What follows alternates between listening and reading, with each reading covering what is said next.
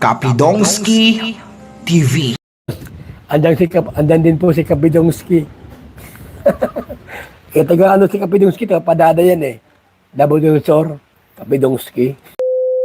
Naku po, Opa Edu hindi nakatiis BB Girl Erica pinaalalahanan sa palaging pagpupuyat. Maligayang pagbabalik muli mga idol sa aking munting channel ang Bisayang taga Davao Kapidongski TV. Shout out po sa lahat ng taga-subaybay sa aking munting channel at higit sa lahat sa mag-amang Kuya Bal at Kalingap Rab. Ingat po kayo palagi sa araw-araw na paghahanap ng matutulungan na mga kababayan nating nangangailangan ng tulong. Please like this video at suportahan po natin ang mga video ng mag-amang Kuya Bal at Kalingap Rab. Like, share, subscribe at higit sa lahat don't skip ads po tayo sa mga uploaded video nila. Kahit sa ganitong paraan makatulong tayo sa adhikain ng mag-amang ito. Ito na nga BB Girl Edrica palaging nanunood pala sa channel ni Opa Edo. Sa live nga ni Edo nandun ang ating Barbie Girl, doon nakipagkulitin si BB Girl at doon binuking ni Opa Edo si BB Girl na napupuyat palagi si BB Girl dahil pala lahat ng mga fans ay nagre-reply si Erica kaya raw napupuyat lagi.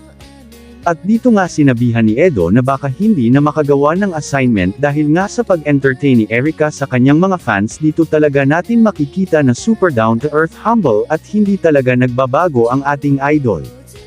Hindi katulad sa ibang sumikat na ngayon na nagbabago na talaga. Sabi nga ni Kalingap Rab, okay lang magbago ang pananamit at pamumuhay pero hindi talaga magbago ang pag-uugali. Huwag feeling mataas dahil ang kasikatan pwede yang mawala at maging laos ka rin, bato-bato sa langit ang tamaan o bukol.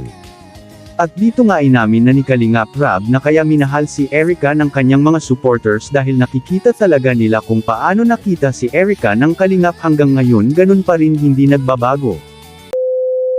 Yan si Erica, hindi na public ang Facebook niya, kaya ang dami dyan na napupuyat yan, kawawa.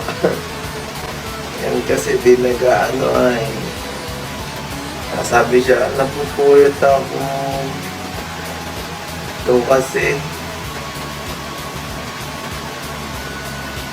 lahat mo ini-entertain, mapapagod ka talaga niyan. Yan, tawa pa ako. Yan, natawa ako. Kasi natawa siya kasi totoo. Baka di na makagawa ng assignment, kakachat sa fans. Hindi na makakarepla. Sasabi mo, ma'am, di po ako nakagawa ng assignment. Bakit? Busy po ako sa fans. Sa mga fans ko, sana all. Sana all.